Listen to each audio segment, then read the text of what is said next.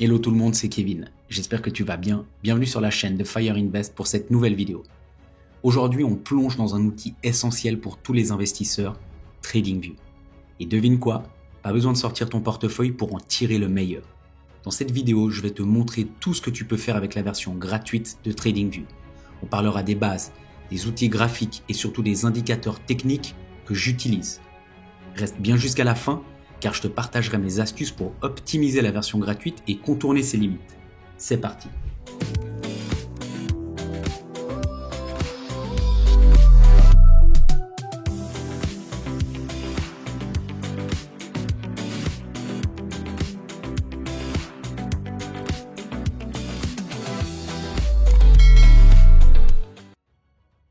Alors, TradingView, c'est quoi? C'est une plateforme d'analyse graphique puissante et polyvalente qui te permet de suivre les marchés financiers, crypto, actions, indices, matières premières et bien plus encore. Ce qui rend TradingView incontournable. Des outils graphiques ultra précis pour analyser les tendances, une communauté active où des traders partagent leur analyse, une interface intuitive adaptée aux débutants et aux experts. Et la bonne nouvelle, la version gratuite, elle est largement suffisante pour apprendre à trader et investir intelligemment. Pour créer ton compte, rien de plus simple. Tu vas d'abord sur tradingview.com et ensuite, en haut à droite, tu vois ici, tu peux soit s'inscrire, soit tu peux marquer commencer. Quand tu cliques dessus, voilà, tu vas choisir l'option gratuite et ensuite, tu remplis les informations, email, mot de passe ou alors si tu es directement connecté avec ton iPhone ou alors avec ton mail, tu peux cliquer sur les options qu'il y a là en bas. Ça te le précise bien, pas besoin de carte de crédit, c'est la version gratuite. Et une fois que ton compte il est créé, tu arrives sur le tableau de bord personnalisé et tu peux maintenant configurer ta liste de surveillance, explorer les graphiques et commencer ton analyse. On va maintenant naviguer un peu dans tous ces éléments pour aller voir les plus importants, ceux que moi j'utilise au quotidien. Dans un premier temps, en haut, on va faire des exemples avec le Bitcoin. On va taper BTC USD dans la barre de recherche. Donc, on va rechercher et on va afficher le graphique du Bitcoin en USD. Une fois sélectionné, le graphique montre l'évolution du prix en temps réel. Et là, on peut personnaliser l'affichage. On voit déjà qu'il y a des bougies japonaises. C'est l'affichage par défaut et c'est le plus utilisé. Chaque bougie, elle représente l'évolution du prix sur une période donnée. Si tout d'un coup on a mis en 4 heures, chaque bougie correspond à 4 heures. Si on a mis en une journée, chaque bougie correspond à un jour. Ensuite, on va utiliser les graphiques multi-time frame. Et là, justement, comme je le disais, on peut alterner les time frames. Moi, personnellement, j'utilise 4 heures, 1 jour, 7 jours et 1 mois. Et pour analyser les différentes échelles de temps, mets-les en favoris pour les avoir tout le temps en haut. Donc tu vois là ici, si on clique et qu'on vient reprendre justement 4 heures, on met la petite étoile. 1 jour, on met la petite étoile. 7 jours, pareil. Et 1 mois, pareil. On voit après qu'elle s'affiche en haut. Donc là, si on prend l'exemple et qu'on passe au graphique hebdo pour analyser la tendance plutôt long terme, et puis on peut aussi passer le graphique en 4 heures, donc on voit d'un simple clic pour repérer les opportunités de trading un petit peu plus court terme. Ensuite, on voit qu'on a aussi une liste de surveillance. Tu cliques tout simplement sur plus dans la liste de surveillance pour ajouter des cryptos, actions ou indices. Donc l'exemple, de nouveau, on va reprendre BTC USD et Ethereum, donc ETH USD. Et puis après, on peut les organiser de manière différente. Mais là, quand on clique, on voit le petit plus et ça va les mettre dans notre liste. Et typiquement, tu peux créer une catégorie crypto pour tes actifs numériques, une catégorie indice pour suivre des indices boursiers comme le Nasdaq et une catégorie actions pour suivre les entreprises comme Apple ou Tesla. Et moi, la liste de surveillance, elle me permet de suivre plusieurs actifs en un clin d'œil et puis de voir aussi les variations de prix, par exemple sur 24 heures ou 7 jours. Ensuite, à gauche, on a les outils de dessin. Donc sur TradingView, la barre verticale à gauche regroupe une multitude d'outils de dessin qui te permettent de personnaliser et d'affiner tes analyses graphiques. Ces outils ils sont essentiels pour identifier des niveaux critiques, analyser des tendances et repérer des configurations de marché. Voilà une explication détaillée avec des exemples concrets. Donc dans un premier temps, on va tout simplement parler de la ligne de tendance. C'est pour identifier des supports et des résistances. Donc l'outil ligne, il te permet de tracer des supports, donc des zones où le prix pourrait rebondir, ou des résistances. Ça serait plutôt des zones où auxquelles le prix pourrait se heurter. Et ces niveaux, ils sont cruciaux pour anticiper les mouvements de marché. Donc, comment l'utiliser? Tu cliques tout simplement sur l'outil ligne dans la barre de dessin. Tu sélectionnes les 2 points clés sur le graphique. Et pour un support, tu traces entre 2 points bas. Et pour une résistance, tu traces entre 2 points hauts. Pour le Bitcoin, par exemple, on peut voir ici, hop, on va tracer là pour faire une résistance. Donc en haut, on met les 2 points, hop, là on a une résistance. Et là, on peut mettre 2 points en bas pour faire tout simplement un support. Et ces niveaux, ils te permettent de visualiser où le prix pourrait rebondir, donc support, ou alors casser à cause d'une résistance. Et ça te donne des zones clés pour placer tes ordres d'achat ou de vente. Ensuite, un petit peu plus bas, toujours dans la même section, on voit qu'on peut tracer un range. Et ça, c'est pour identifier des zones de consolidation. Donc un range, c'est une période où le prix il évolue latéralement entre un support et une résistance bien définie. Et ça représente une phase d'indécision sur le marché, souvent suivie d'un mouvement explosif. Maintenant, à savoir dans quel sens. Donc, comment tracer un range? Tu sélectionnes l'outil range là en bas, dans la barre de dessin. Ensuite, tu prends la zone basse que tu souhaites tirer comme support et tu vas monter jusqu'à la zone haute que tu souhaites tirer comme résistance. Et là, on voit tout simplement que le range, il a été défini. Et donc, un range clairement défini va te permettre de planifier où tu pourrais acheter et où tu pourrais vendre. Donc, acheter près du support et vendre près de la résistance. Et il faut bien évidemment surveiller une cassure pour anticiper un breakout, que ce soit à la baisse ou à la hausse. Ensuite, on voit qu'on a aussi des canaux ascendants et descendants. Ça nous permet de suivre une tendance dynamique. Donc, un canal, c'est une série de lignes parallèles qui encadrent le mouvement du prix dans une tendance haussière, un canal ascendant, ou une tendance baissière, ça serait un canal descendant. Et ça t'aide à comprendre les limites de la tendance actuelle. Alors, comment tracer un canal? Tu sélectionnes l'outil canal parallèle, juste ici, dans la barre de dessin. Tu cliques sur les 2 points pour définir la ligne de tendance principale, donc le support, et tu étends la deuxième ligne pour qu'elle soit parallèle à la première et englobe les sommets ou les creux. Donc là, on peut faire en même temps l'exemple avec le Bitcoin.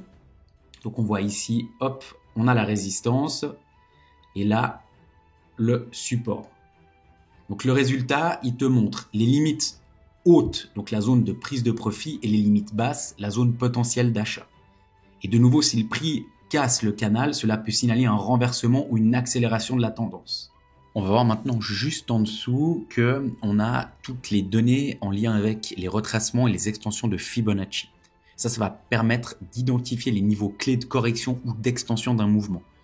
Combine-les avec un canal, par exemple, comme on l'a vu avant, pour repérer des zones de confluence. Donc, je vais maintenant un petit peu te montrer comment ça fonctionne. C'est pour marquer des zones importantes comme les points de cassure ou de rebond pour un marché haussier par du haut jusqu'en bas. Et cela va te montrer les zones de take profit intéressants pour le Bitcoin. Donc là, on voit qu'on a les différentes zones. Et pour un marché baissier, va du bas jusqu'en haut et regarde les zones potentielles pour un stop loss.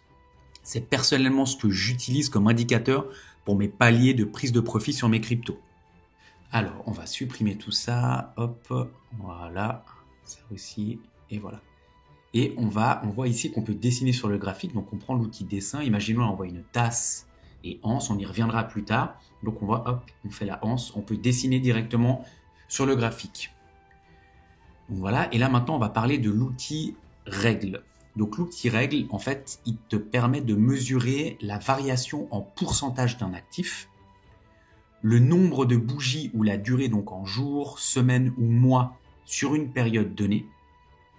Et il est vraiment essentiel pour analyser les performances historiques, donc comprendre comment un actif a évolué dans le passé pour mieux prévoir ses mouvements futurs.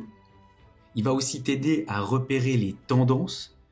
Donc tu identifies si un actif il est en tendance haussière, baissière ou s'il évolue latéralement. Et s'il est en tendance haussière, tu vas pouvoir calculer la hausse, baissière pareil, et aussi de voir le mouvement depuis combien de temps il dure. Et ça va te permettre aussi de voir l'amplitude des mouvements. Tu vas pouvoir comparer les cycles haussiers et baissiers pour mieux anticiper les zones de retournement ou de consolidation. Donc, on l'a vu tout simplement, tu viens sur la petite règle qui est en dessous de l'emoji et tu vas cliquer sur un point de départ. Donc, nous, imaginons ici, on va choisir là notre point bas et on va gentiment faire glisser jusqu'à notre point haut. Voilà. Et là, on le voit typiquement sur ce calcul-là, on est passé, donc on a gagné 193% en 196 jours. Et c'est là où justement Le fait de monter, ça va nous permettre de calculer, donc monter ou descendre la hausse ou la baisse, et de partir sur la droite ou sur la gauche, ça va nous permettre de calculer le temps. Tu comprends maintenant comment les outils de TradingView forment les fondations indispensables pour structurer tes analyses et comprendre les mouvements de prix. Que tu traces des lignes de tendance, identifies un range ou dessines un canal ascendant ou descendant, chaque outil te donne une vue claire des zones critiques pour agir avec confiance. Prends le temps de maîtriser ces fonctionnalités et de personnaliser ton interface selon tes besoins à toi. Une fois que tu as une bonne prise en main, tes analyses elles deviendront plus fluides, plus précises et elles te permettront d'anticiper les mouvements de marché de manière efficace. On va parler maintenant de quelque chose d'indispensable sur TradingView, ce sont les indicateurs techniques. Il faut bien comprendre que ces indicateurs techniques, ce sont des outils essentiels pour analyser les marchés financiers. Ils vont permettre d'identifier les tendances, de mesurer la force des mouvements de prix et de prendre des décisions éclairées. Voici les principaux indicateurs que j'utilise régulièrement avec une présentation détaillée de leur fonctionnement et des exemples pratiques pour les appliquer efficacement. Donc je t'ai fait un top 5. Donc le premier, c'est tout simplement le Gaussian Channel. C'est des supports et des résistances dynamiques. Le fonctionnement, donc le Gaussian Channel, c'est un indicateur qui te montre les zones de support et de résistance en fonction des mouvements. Si le prix casse au-dessus du canal et que celui-ci devient vert, cela peut signaler une tendance haussière. À l'inverse, si le canal devient rouge et que le prix casse en dessous, cela indique une possible tendance baissière. Donc, petite astuce, combine-le avec les bandes de Bollinger pour confirmer les mouvements. Ensuite, il y a les MACD, Moving Average Convergence Divergence. C'est pour analyser le momentum. Le fonctionnement de la MACD, il est basé sur deux moyennes mobiles qui mesurent la force et la direction du momentum. Lorsque la ligne MACD, donc bleue, croise au-dessus de la ligne de signal orange, ça indique une tendance haussière potentielle. Et un croisement vers le bas signale une pression baissière. On le voit ici justement sur les images. Et après, c'est très simple. Quand on est en rouge, on est dans un momentum baissier. Et quand on est dans le vert, on passe sur un momentum haussier. Ensuite, on va parler du RSI, Relative Strength Index. Ça, c'est pour identifier le surachat et la survente. Donc, le fonctionnement du RSI, il est simple. Il mesure l'intensité des mouvements de prix sur une échelle de 0 à 100. Une valeur supérieure à 70 indique une zone de surachat où une correction est possible. Et une valeur inférieure à 30 indique une zone de survente où un rebond est probable. Donc, petite astuce, surveille les divergences. Si le prix monte mais que le RSI baisse, ça peut signaler un affaiblissement de la tendance. On pourrait appeler ça une divergence baissière. Mais si par exemple le prix baisse et que le RSI monte, c'est à l'inverse une divergence haussière. Donc le RSI réagit souvent plus rapidement que le prix. On le voit ici typiquement par exemple. Ensuite, ce sont tout simplement les volumes pour mesurer la force d'une tendance. Donc le fonctionnement, c'est tout simplement que le volume, il indique le nombre de transactions réalisées sur une période donnée. Une augmentation des volumes pendant une tendance haussière valide cette tendance. À l'inverse, des volumes faibles sur une hausse peuvent indiquer une faiblesse du momentum. Là, ensuite, on va parler des bandes de Bollinger. Et ça, c'est pour parler de la volatilité en action. Donc le fonctionnement, les bandes de Bollinger, elles mesurent la volatilité d'un actif. Si les bandes, elles se resserrent, ça indique une période de faible volatilité, suivie généralement d'un mouvement explosif. Si le prix casse la bande supérieure, ça peut indiquer une continuation haussière, tandis qu'une cassure de la bande inférieure peut signaler une poursuite baissière. Combine-le typiquement avec le RSI pour éviter les faux signaux. Et enfin, les moyennes mobiles pour identifier la tendance principale. Les moyennes mobiles, elles lissent les données de prix pour révéler la tendance principale. Une moyenne mobile simple, SMA, suit les prix sur une période donnée. Personnellement, j'utilise le MA Ribbon, ce qui fait que dans un indicateur, j'ai 4 moyennes mobiles. Donc ça, c'est typiquement le genre de petite astuce qui est important. Comme ça, au lieu d'avoir 4 indicateurs pour avoir les 4 moyennes mobiles, dans le même indicateur, j'en ai directement 4. J'ai celle à 20 jours, 50 jours, 100 jours et 200 jours. Et donc, si une moyenne mobile courte, donc exemple 20 jours, elle croise au-dessus d'une moyenne mobile longue, 50 jours par exemple, ça indique une tendance haussière. Et là, on le voit en Bitcoin, typiquement, si on regarde en weekly, on voit que tout simplement, là, on a toutes les moyennes mobiles qui sont dans le bon ordre et on a eu le Golden Cross avec la 100 et la 200 qui se sont réalignées correctement courant du mois de septembre. Donc, petite astuce pour contourner la limite des indicateurs sur la version gratuite. Donc, sur la version gratuite de TradingView, tu es limité à 2 indicateurs à la fois sur le graphique. Mais je vais te montrer une petite méthode pour optimiser leur utilisation. Donc déjà, pour configurer tes indicateurs favoris, tu peux les ajouter depuis ici. Donc, tu montes là-haut dans les indicateurs, tu fais tes recherches comme j'ai fait avant. Et puis ensuite, tu vas cliquer sur les petites étoiles. Comme ça va les mettre directement sur le graphique. Et puis ensuite, tu peux en activer 2 à la fois, mais les autres, elles seront directement en haut, affichées à gauche de ton écran. Et donc, même si tu les actives pas, elles seront quand même ici. Et ensuite, tu peux jouer avec les 2 que tu as le droit d'avoir en même temps sur le graphique. Et puis comme ça, tu peux vraiment voir facilement tous ces indicateurs quasiment en même temps sur ton graphique. Donc voilà pour les indicateurs techniques présentés ici, tu le comprends bien que ce sont des piliers pour toute analyse de marché. Que ce soit le Gaussian Channel, la MACD, le RSI, les volumes, les bandes de Bollinger et les moyennes mobiles, elles offrent des perspectives uniques mais complémentaires. Et en les combinant intelligemment et en utilisant des astuces pour contourner les limites de la version gratuite, tu peux optimiser tes analyses et prendre des décisions éclairées. Avec un peu de pratique, ces outils deviendront tes alliés pour anticiper des mouvements du marché et maximiser tes opportunités d'investissement. Bravo, tu as fait un grand pas en découvrant comment utiliser TradingView gratuitement et exploiter les meilleurs indicateurs pour analyser les marchés comme un véritable expert. Maintenant, il est temps de mettre tout ça en pratique et de commencer à construire tes analyses avec confiance. Si cette vidéo elle t'a aidé, n'hésite pas à me le dire en commentaire. Quels outils ou indicateurs as-tu hâte d'essayer? Si tu as des questions ou des astuces supplémentaires, partage-les aussi, car ici on avance ensemble pour maîtriser nos investissements. Un petit clic sur j'aime, un abonnement à la chaîne Fire Invest et tu seras prêt à ne manquer aucune vidéo. Mais c'est pas tout. Chaque jour, je partage des actualités, des analyses graphiques et des insights exclusifs sur X. Rejoins-moi aussi là-bas pour ne rien manquer. Et surtout, visite fireinvest.ch. Tu y trouveras des outils, des fichiers gratuits et des ressources spécialement conçues pour t'accompagner dans tes projets. Souviens-toi, tout commence par une décision. Aujourd'hui, tu as choisi de te former. Demain, ce sera peut-être toi qui atteindras l'indépendance de tes rêves. Alors agis aujourd'hui pour devenir demain.